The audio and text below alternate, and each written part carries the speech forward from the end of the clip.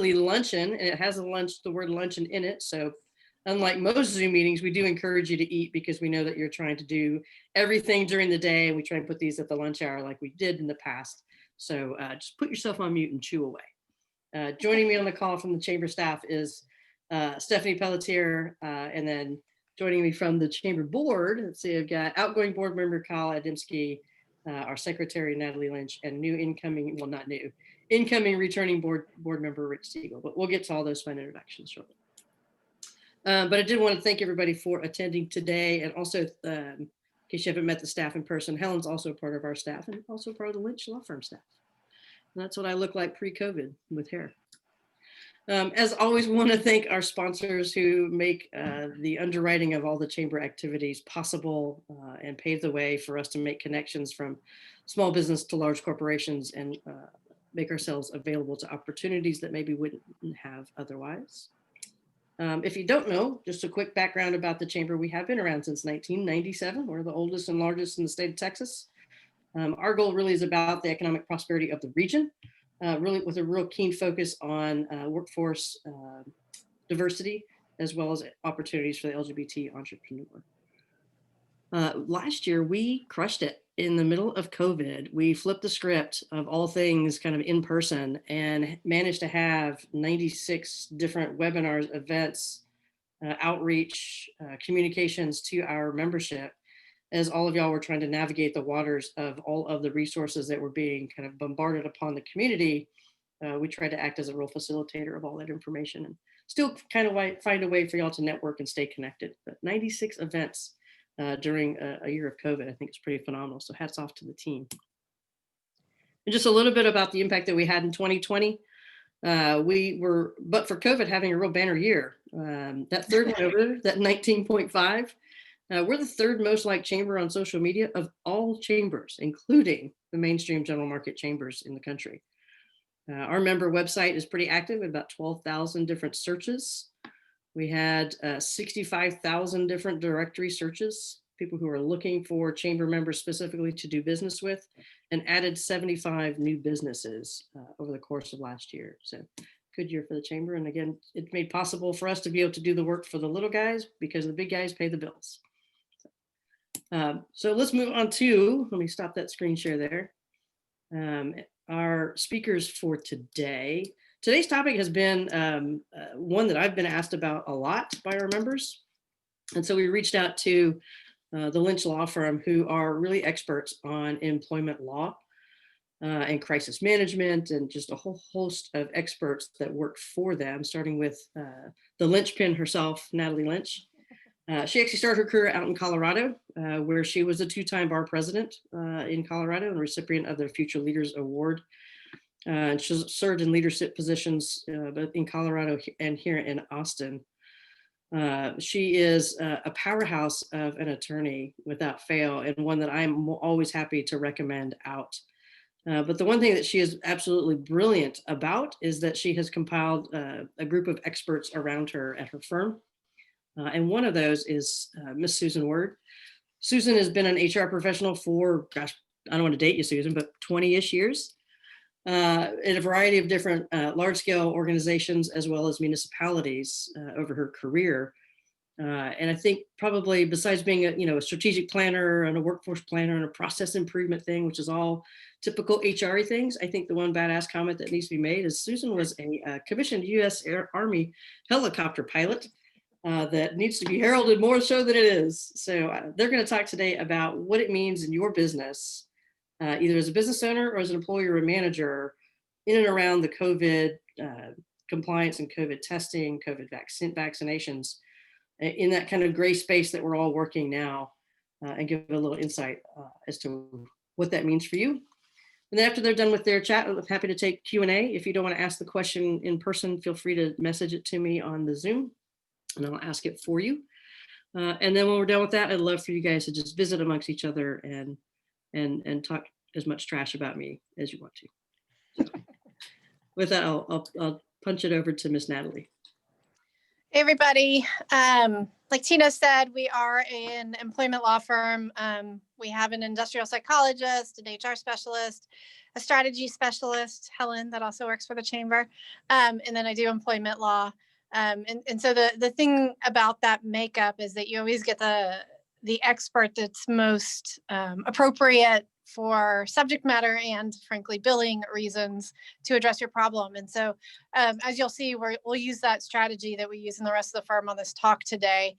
So I'm going to cover some legal issues, which I kind of regard often as the trees of a matter. And then Susan's going to talk to you about what you do once you have those legal parameters, what you can actually do, which I realize is what anybody actually cares about.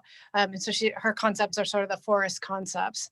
And so within that, though, we thought the most appropriate way to start would be to just either introduce or reintroduce some really fundamental concepts, some concepts that are important in the work we do, but also in the legal analysis of what to do around the COVID vaccine.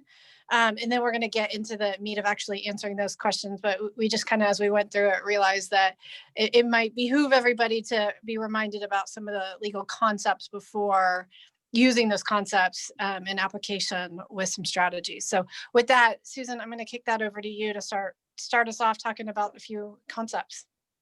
All right, thanks, Natalie. And thanks, Tina and the Chamber. We really enjoy being a part of this.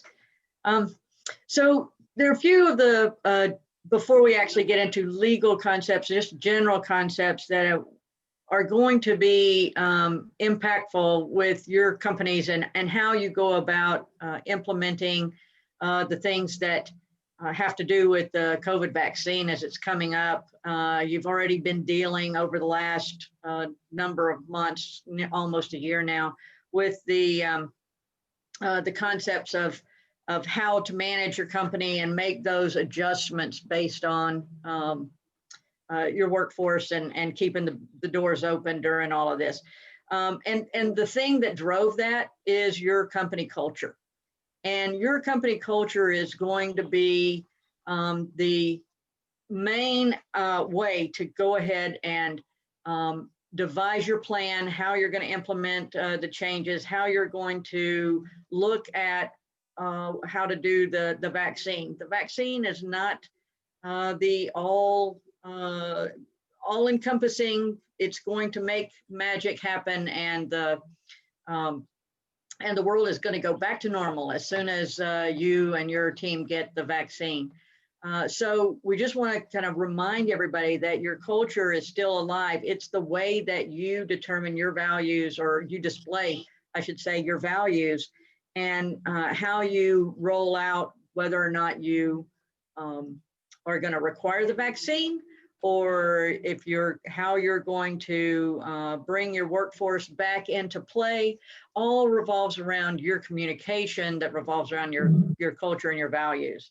And to say that, this is yet again one more exercise in change management. And the only way to really be successful of that is communication. Communication, get a plan for communication and then communicate it.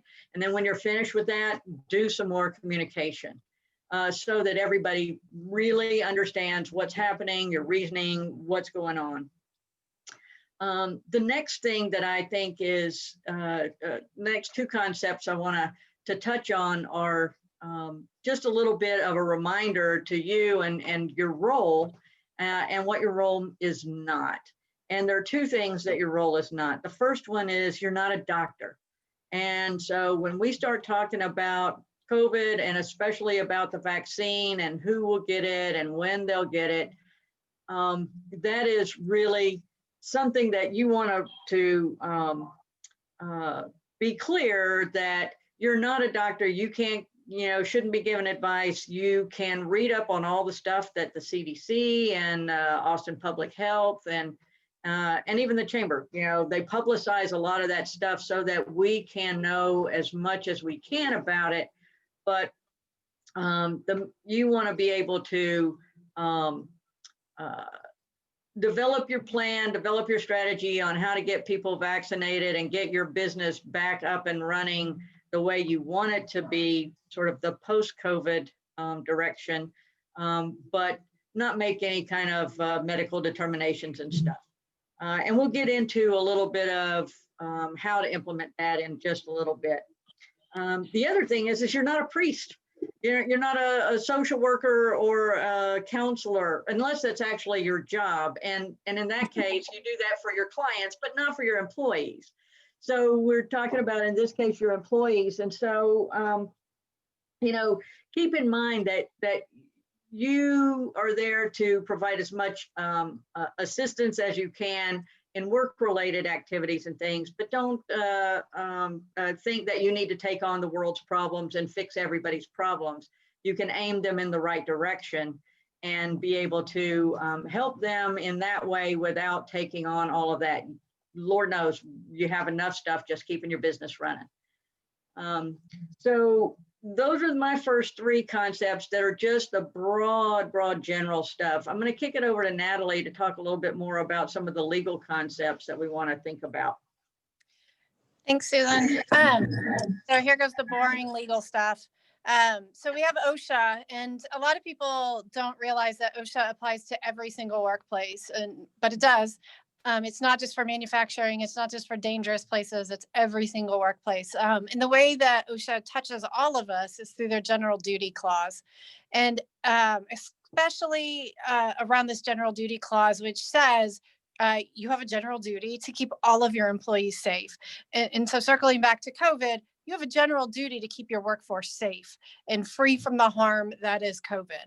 And I want to just acknowledge for a moment that that's a really hard thing, because if the doctors aren't quite getting it right, how are we as non-medical bosses and employers and managers supposed to get it right? But nonetheless, we do have this OSHA obligation to generally keep everybody safe, including, implementing what the CDC is telling us about those things.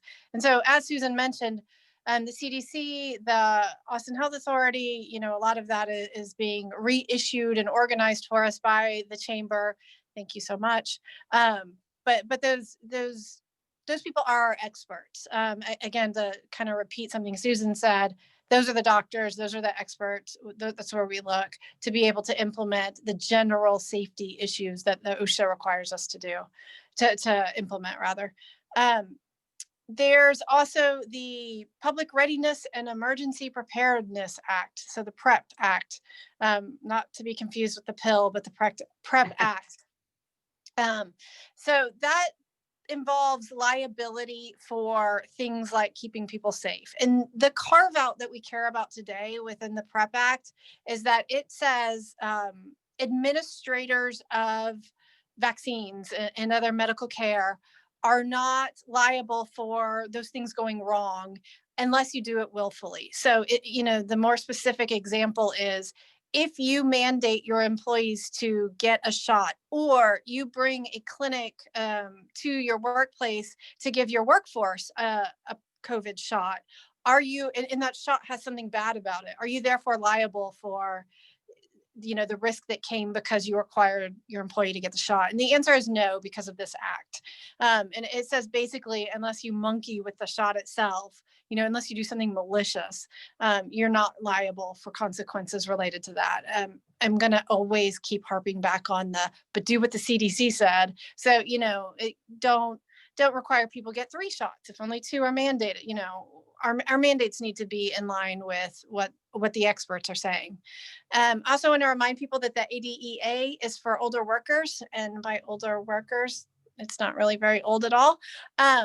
But it does say that there's no workplace discrimination allowed within the workplace. And that starts to be an issue that we have to pay a lot of attention to right now, because one of our vulnerable populations is that mark at 65 years of age and older. And so we can't say something like, well, if you're 65 and older, do this. But if you're under 65, do that, because that is somewhat de facto age discrimination. And so I mentioned the ADEA to remind us that age discrimination is in the workplace is a thing. And so, being that we're not doctors and we shouldn't be discriminating, we need to balance both of these roles. Another one along those lines is Title VII, which tells us that we can't discriminate based on race, religion, gender, and now sexual orientation too. So we can't discriminate based on those things. And that becomes an issue around COVID implementation, a COVID vaccine implementation in the workplace, because we know that one of the risk factors is being a person of color.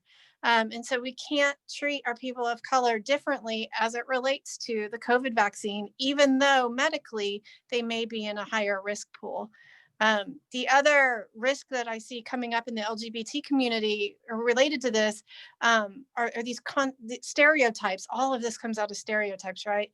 But there's a stereotype that gay men are, I don't know what they're doing every night, going in or having orgies every night, but that gay men are have very big social lives and that they are somehow therefore bigger carriers.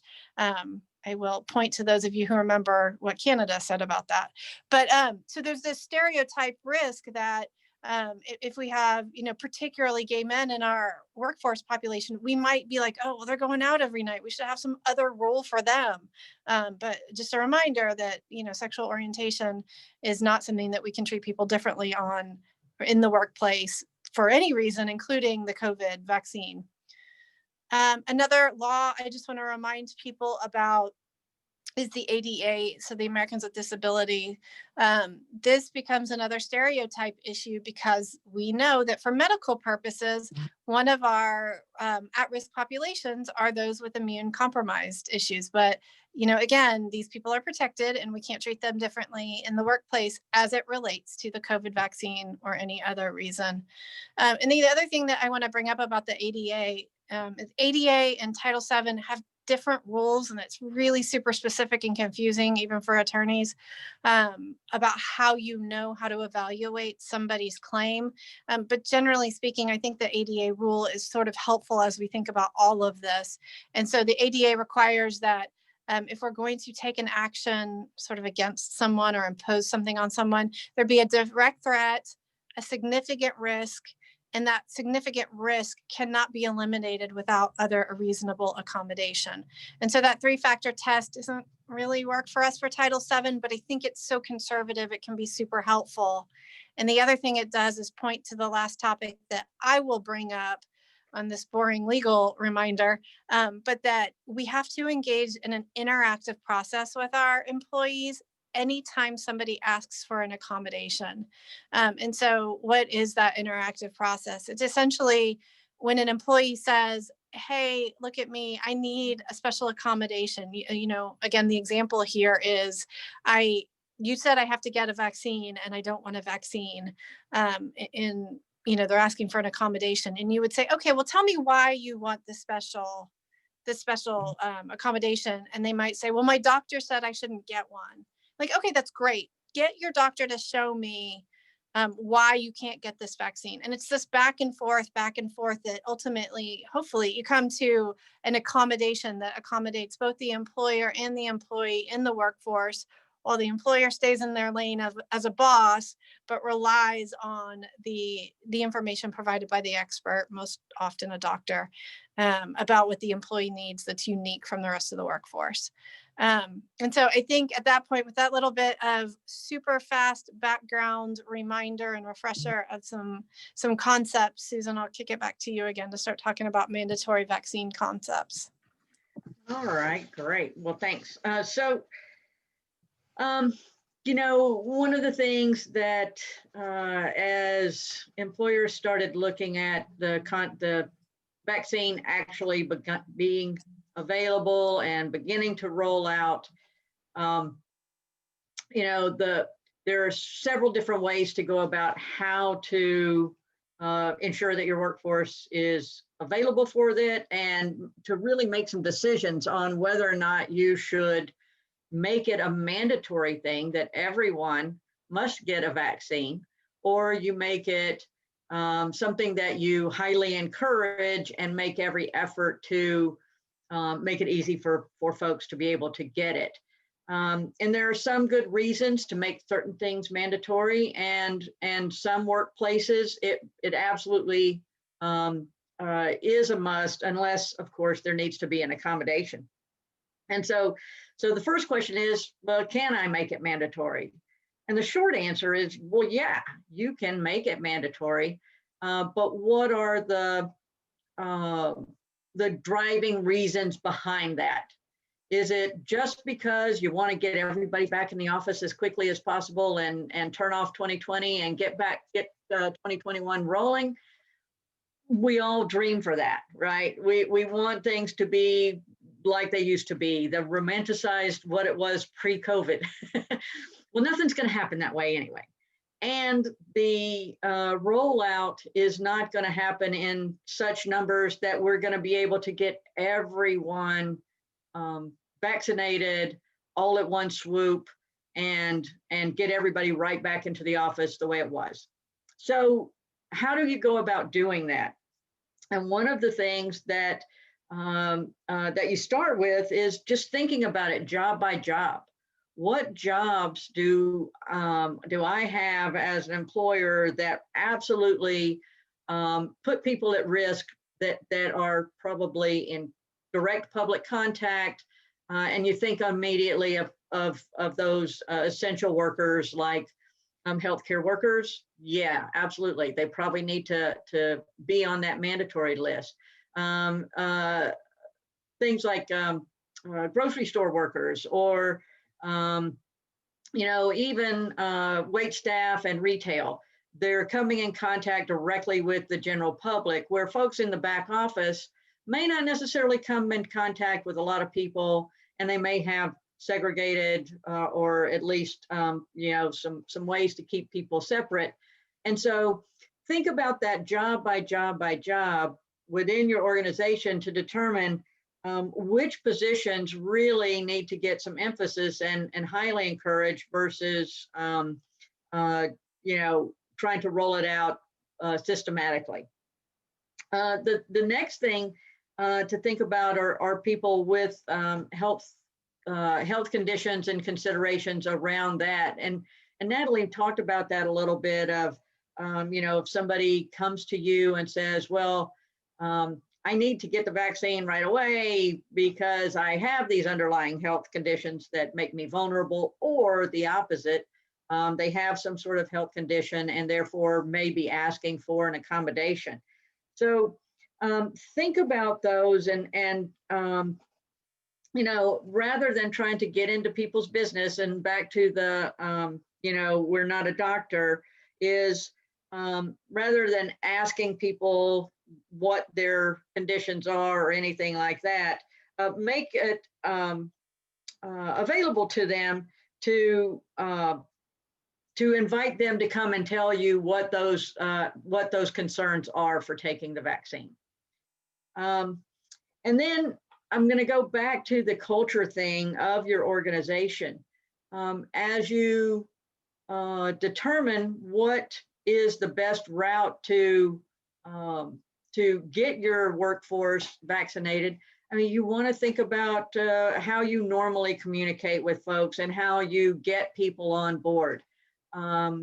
If I am an organization that is high on the scale of social justice and participation, I'm probably not going to come down with a mandate that says, oh, and by the way, every one of you must get a vaccine within the next month or else. That's not going to fly. So keep it within your culture of how do you roll these things out. And those participative types of organizations are going to have that more encouraging mode of bringing on these policies. And if it is more of a top-down kind of culture, then you follow that process. But it's already a big enough change, so let's follow the same culture and communication styles that we typically use. Let's just emphasize those things that we think are most important as we roll out the vaccine. And a couple of the other considerations that you might want to think about is whether or not you're going to bring people back in the office before everyone is vaccinated or not. Or are you going to require everybody to be vaccinated before they return to the office? And do you have ways to be able to manage that, whether that is safe and sort of segregated areas that protect those people that haven't been vaccinated more so. And we'll talk a little bit about those areas where you want to be sure that everybody is vaccinated and safe. So I want to just take down all of those partitions and other little steppy things on the floor and those things that keep people apart. It may not be time for that yet. And we'll talk about that just a little bit later as well. But, you know, be mindful about those considerations that are going to affect your workforce through their job, through their conditions, and then how are you going to roll that out? And the absolute best thing I think that you can do is make it as easy as possible for people to get the vaccine. And that means a number of things. Some companies are bringing a pharmacy to their location because they have enough people, or their whole building is going together to work with, CVS or Walmart or H-E-B or somebody to come in and deliver the vaccine in their location. Not everybody can do that, but you could allow for time off to go get the vaccine.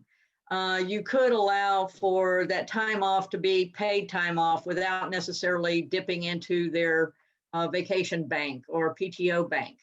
And even some companies are paying an extra little stipend or bonus for folks to give them more incentive to get both the flu shot and the COVID vaccine. But the part two of that is to think of part two of the vaccine. Just because you make it available for them to go get the vaccine the first time, don't forget there is a part two that needs to come 3 weeks later. So, I'll wrap all of these little things up of saying, yes, you can make it mandatory, but think if you should. Second is when you're starting to play those things through, think through each of the different steps. And then I think the final thing is to sort of put it in a policy. And I think that's where I send it right back over to Natalie. Yeah, thanks, Susan. So the issue of mandatory vaccines really is complicated. And I wish we could just tell you guys exactly what to do, but we can't because it's a law and it's complicated. And, managing workforces is not straightforward. And on that note, it's noteworthy that even OSHA and the EEOC come out differently on these issues. So OSHA says, heck yeah, you can make everybody get a mandatory vaccine. They've said that for years about the flu shot. But on the other hand, the EEOC, who's just as scary from an employment perspective, said, no, absolutely, you can't make it totally, totally mandatory. You have to have a process for exemptions. And so if these two agencies can't decide, a perfect answer for us, how do we decide what the perfect answer is? And it might be that your perfect answer is likely something like mandatory vaccines with exemptions for things that are exemption worthy. And those tend to fall again into the buckets of religion and health and things like that. And really anything about exemptions comes down to the special dance that truly would take not just a semester, but probably a whole year of law school to explain that rolling out exemptions is about treating everybody the same, but then also treating certain individuals very, very special. So, when do you treat people the same and when do you treat people special?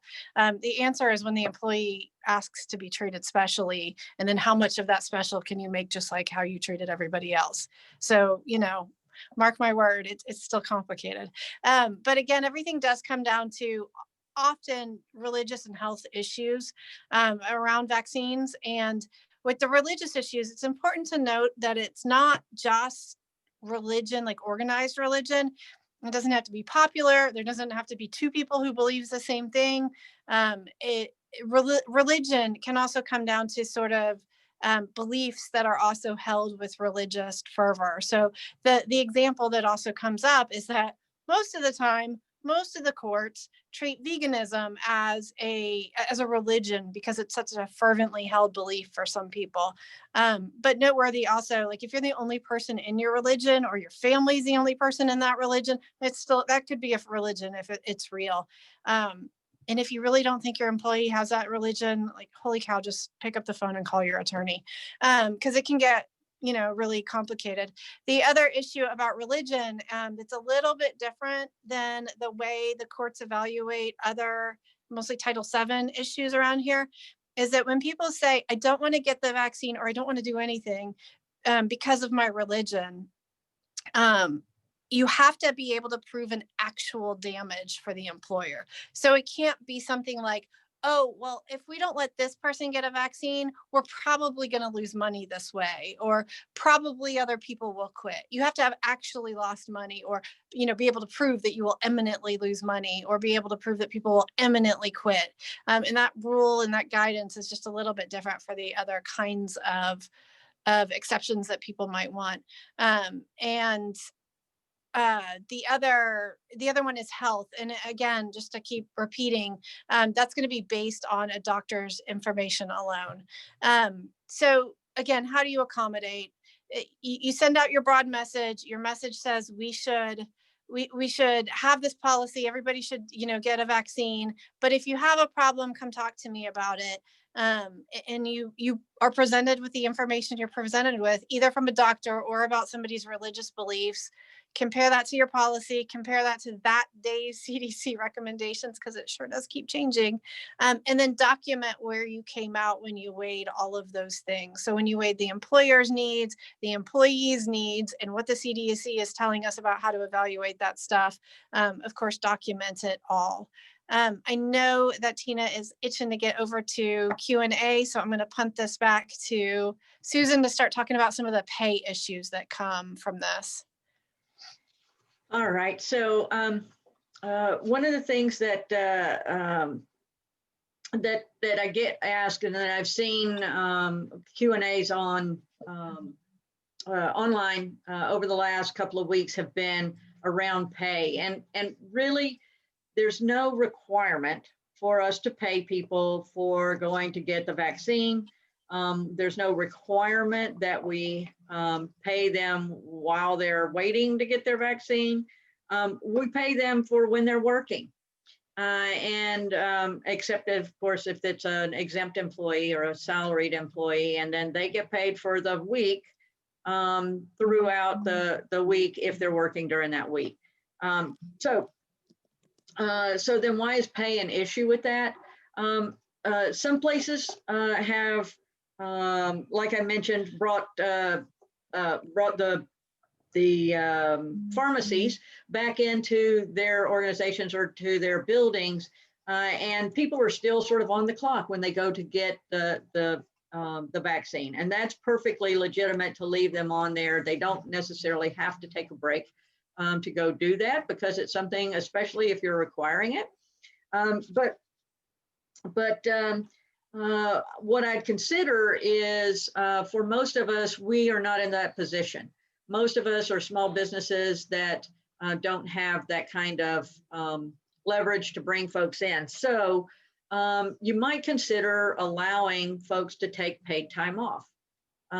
Pay them for a certain amount of time, make it a reasonable amount of time for them to go and get the vaccine. And that should be, almost always these vaccines are delivered during work hours or during the normal business day, as it were. And so, part-time employees or they may have the flexibility, but otherwise we want to make it easy for folks to be able to get the vaccine. And if they have to take time off work that's not paid, they're going to be less likely to want to go get it. Again, it's making those things available. The other is thinking about your policies already and how they're set up, and what your culture and your normal sort of, how do you take care of your employees when it comes to pay. And, again, follow suit with how your culture generally handles things. You don't have to go off on a limb just for something to do with the vaccine. But there are no specific things that say that you have to, pay people for that time. But I would suggest that giving people, allowing people that time and making it paid is going to go a long, long way. I think the next thing really is about the policy itself, and making sure that you have a good policy for delivering and requiring people to take it or not. So, Natalie. All right, I'll try to cover this quick. I did want to reiterate something though that Susan said. So while there's no strict requirement that you pay people to get the shot, you've got to do that calculation about minimum wage and make sure people don't fall below minimum wage when they're getting something if it's mandatory. So super quickly, a couple of ways that you can allow for accommodations if somebody does successfully request one from you. We don't have a lot from the courts on this, but there is actually a case out of Leander, Texas. It's one of the only in the country. I mean, it's a firefighter who did not want to take a flu vaccine. And so Leander Fire Department said, well, we don't like it, but you can either take this other job where you don't deal with the public, or you can wear PPE all the time, including a respirator all the time, and get a weekly test for the flu and keep your job that allows you in the public. And the firefighter said, okay, I'll take the one where I have to wear PPE all the time, and then promptly didn't wear his respirator. And the employer said, wait, the agreement was you wear the respirator all the time. And he said, yeah. Suck it. I'm not going to do it. And he got fired. And the court said, sorry, you took the deal. That was a reasonable way to keep your germs out of the, you're a first responder. That the employer made you a reasonable offer in that they said you could do the job you like, but it has to be with other accommodations, in that case, a respirator, or do a different job. The important thing about that, though, as you do that analysis, is make sure you're never being retaliatory. So don't put somebody in a lesser paying job, a dirtier job, a job that's ickier, just because they needed an accommodation. That doesn't mean you have to create a job that never existed before, but don't retaliate. In our policies, to pivot to what your policy should actually say, have a policy. So that's step one, and write it down and squirrel it away in a very good place.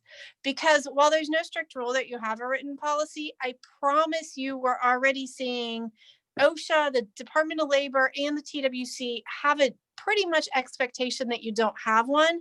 And so they're going to be regarding you as a negligent employer, rule or no rule. They're going to be regarding you as a negligent employer if you don't have that written down. Write it down with a date so that we can track that date back to that day's current CDC guidance so that we know that that's what you are considering on that day. Have a schedule for when you want people to have their vaccine. So it might be based on the rollout. Your schedule for when people's obligations are triggered might say something like within 30 days of you being eligible. So as you get your 1A, 1B, 2A, 2B, whatever else they roll out, how to do that. And then encourage people to come to you if they have a special accommodation, and maybe be clever and say, come to us with your documentation ready to discuss any accommodations you need, so that they know that you're not going to be a pushover, but that you are very, very open to hearing about requests for accommodation. The other thing about anytime you write a policy, it sets the expectations for yourself in the heat of the moment. So when you're actually dealing with an employee, and it empowers all of your managers who may not be the policy writer, but the people rolling out your policies. It gives them a guideline and a rule for them to roll out to other people. And then Susan, you want to say a couple things about hygiene in the workplace and people wanting to make some changes? Yeah, absolutely. Again, we want this, as soon as the vaccine is here and available, we want everybody to get it, and we want it to get rid of all these social distancing things. The experts are saying that there's still too many things that we don't know. We don't know about, even if people have the vaccine, could they still carry it, or, that sort of thing. So, just because we have some folks vaccinated doesn't yet give us the opportunity to take down those plexiglass barriers or the little footsteps on the floor. Keep all of those things and continue to remind people to wear their masks inside and to wash their hands and practice all of these things that we've been doing since March of last year. It's tempting, and we really want to, we're eager and chomping at the bit to do it. But back to some of the things that Natalie said about, the OSHA and the general duty clause, those are the things that say we still need to keep all of those practices in place and continue to enforce them regularly and consistently until the experts do give us a little bit of reprieve on those things. And I think that that's when they're saying, we've got 75 to 80% of the entire population vaccinated. So it's still going to be a while. So, at that point, I think that as much as we want to, we still practice all the same good methods and the same practices and the same good techniques that we have been to keep our people safe, to keep our customers safe, and to keep ourselves safe. I guess one of the things that I said that I do is just to give a quick little summary, and that is, as much as we want to be back to the good old days, let's, we're not going to get the genie back in the bottle. Our workplaces are not going to be the same as they were pre-COVID, even after all the vaccines are distributed. So as we go through this process, just be thoughtful about your approach. Be sure that as you're going through, you're avoiding those discriminatory practices or actions, even if they're unintentional. So get somebody to be your sounding board and make sure that you're not being discriminatory or retaliatory. Make sure you've got a policy written down that shows and can describe the rationale for your decisions. And leave that room in your policies, as Natalie said, for people to come to you with those exceptions or the request for exceptions, and make it easy. That's the thing that I think will get people involved more and more quickly, is to make it as easy as possible for your employees to be able to get that vaccine. It's not going to cost anything. They've said that, all the powers that be said it's going to be free. So if money is not the object, then it's making the workplace available and easy for them to get it. And then keep your safe practices in place for as long as the experts are telling us to keep them safe. I'll turn it back to Natalie to close us all out. I can't top that, Susan. I think that's all we had to say. Obviously, we're around. If anybody has any questions, just reach out to us and we'll be happy to work with you about what you got going on in your particular workplace. But other than that, I'll throw it back to Tina. Thank you, everybody. It's a huge topic that I'm sure y'all have some questions. So if there's questions in the crowd, go ahead and unmute yourself and give it a shot. If not, I know I've got a couple in my pocket that I'm interested to chat about. This was almost like a health and wellness. Oh. This was very informative for our committee. One of you may get an email from me before the day is over about our next week. But thank you very much for that. Even though I'm not a businessman or an employee anymore because I retired, this was extremely interesting to me, and I thank you for the presentation. Oh, thanks, Rich. So I do have a question that a couple of folks have asked me outside of this call.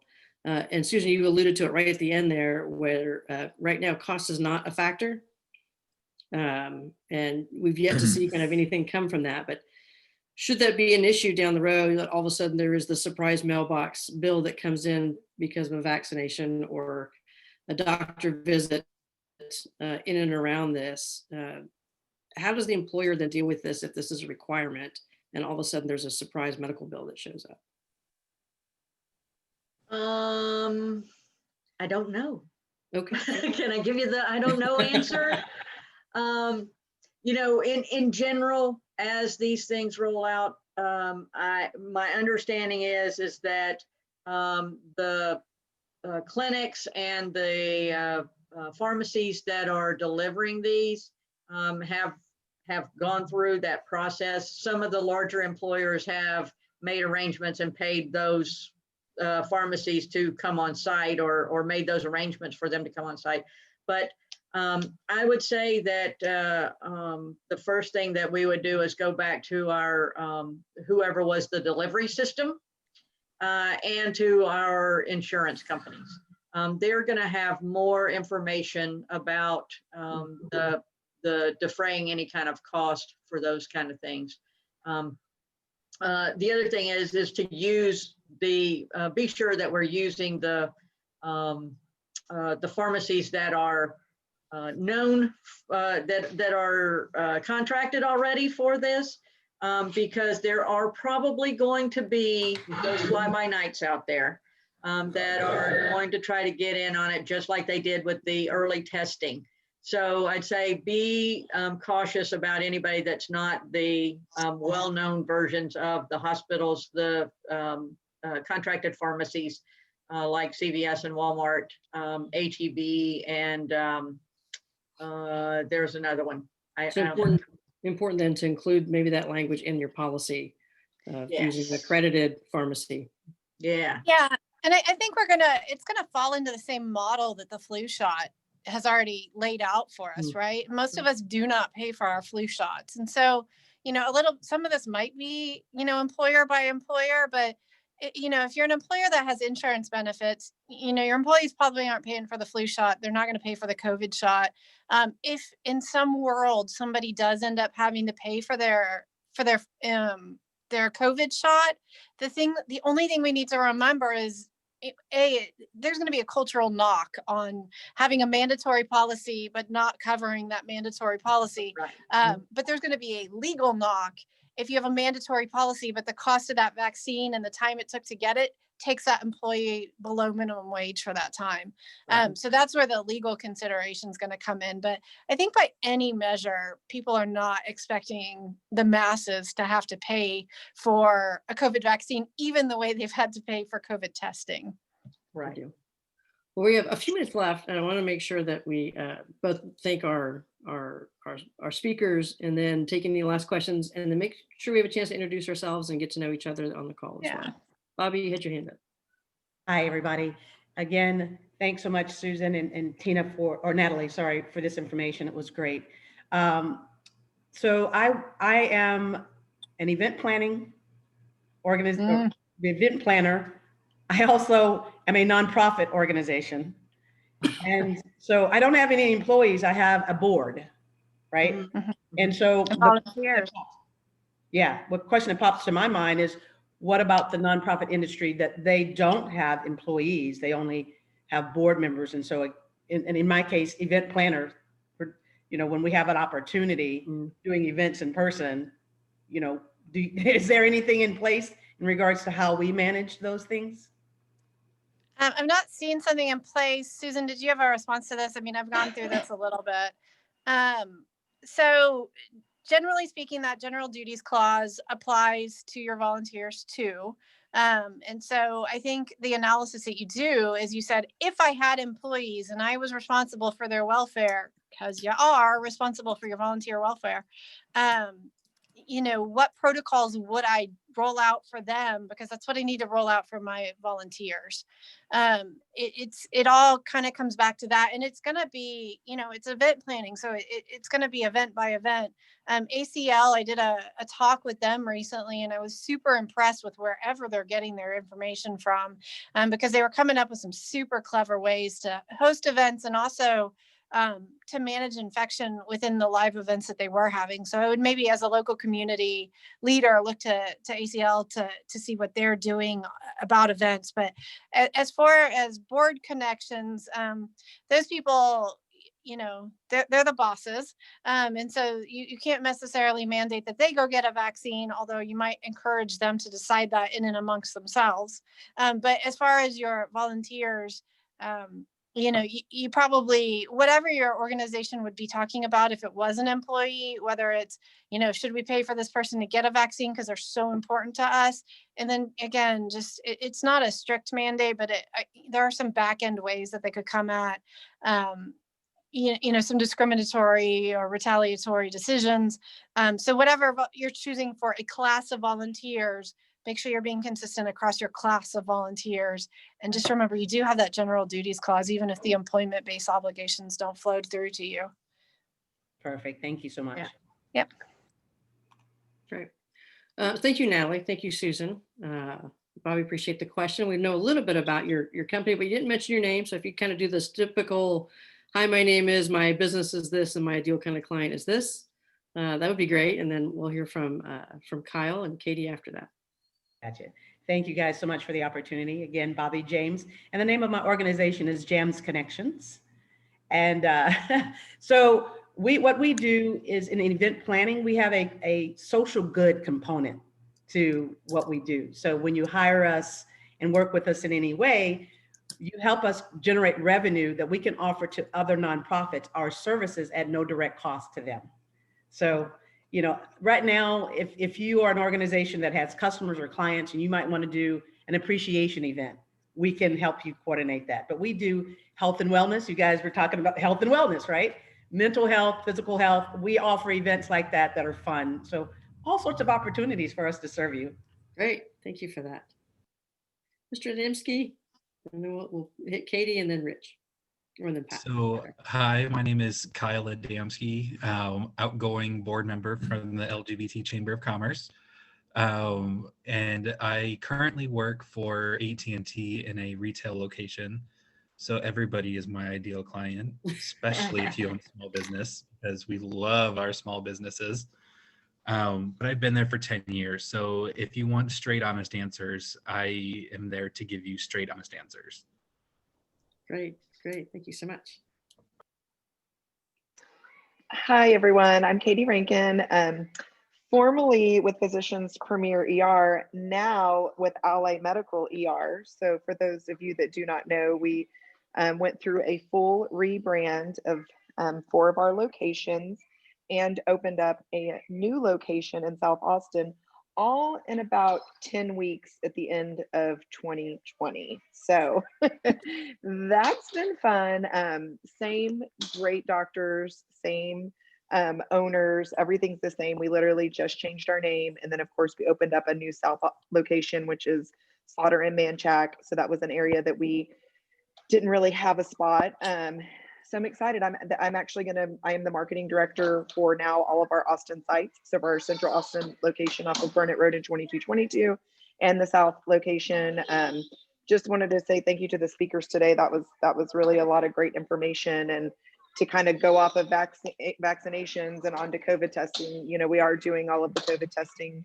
We are a full-blown emergency room, so we are handling those medical patients as well. But the patient volumes have been pretty insane over the last couple of weeks. Our South location, since it just opened, is not as busy. Huh? Oh, I thought someone was talking to me. But so if you want to get in and out quickly, then they can get you taken care of down there. Congratulations on the name change. Yeah. Thanks. Mr. Siegel, take us home. Take you home, honey. I'm Rich Siegel. I am the co-chair of the Health and Wellness Committee that was established in the fall, I believe, of 2019. I am returning to the board after my year off because of term limits, and I'm really excited to be back on the board.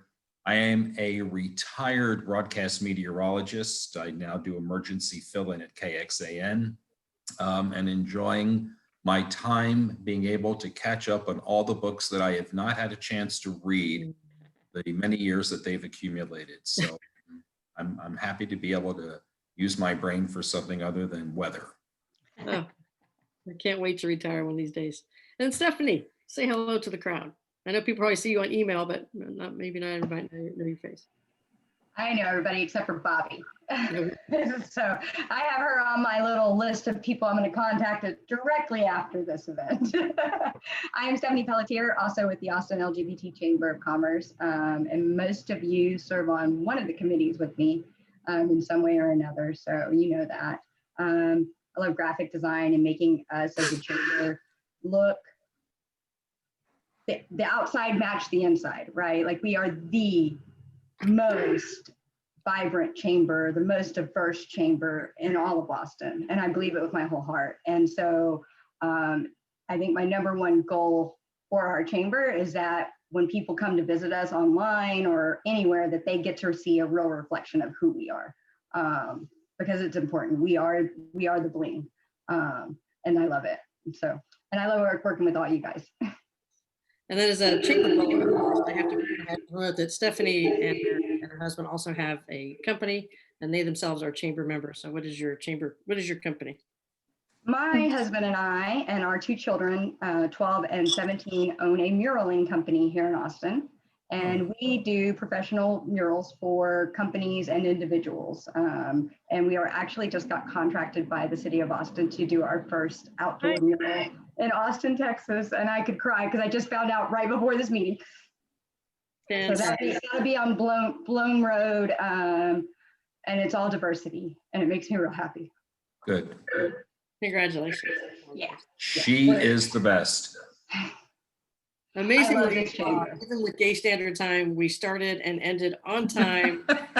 Don't know how we did it. If you missed Bobby, do you any, need something? Yes, sorry. Stephanie, you had said you wanted to reach out to me. How might I make my information available to anyone that would like to Can connect? you go to the chat right there and put in, actually all of you, go ahead and put your information in the chat. And that way, if anybody in the room wants to grab your information, they have that there for themselves. And I'll do the same. I can't do it. Rich, I'll do yours. I don't see my name. I got you, Rich. There you go. You're in there. All right, thank you. That's great. We have this week, there's a couple more events if you love this kind of stuff. We have our Business Academy luncheon on Friday. Steph, remind me of the topic. I can't remember. HR considerations for small businesses. Boom. There you go. So I should probably double check that. be sure to tune in for that. And then keep an eye out on our website. We already have over 70 different events booked for 2021. So we're ready to take it by storm. And we hope that you're there with us for the ride. So thank you very much for the time today. If you missed anything, we're going to post it on our website. If you want to share it with friends and family that had questions, you can send them to the website as well. So thank you all so very much for your time today. Hi, everybody.